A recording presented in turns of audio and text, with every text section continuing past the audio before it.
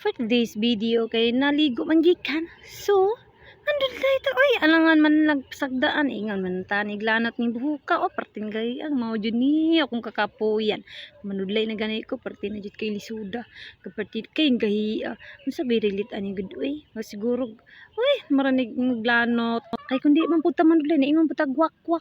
Nangatang ang dalan. Hoy. Naong raman siguro ning kamot na ko diha. Oh, parte kay gay ani akong buhok ingon man niglanot. Ay, saka stress na ko sa buhok mo, no? Sa di jud ko manudlay kay perti kayong kasula, madugay ko, malangan ko ning pagsudlay ko. Naingon na ni gitulan ko.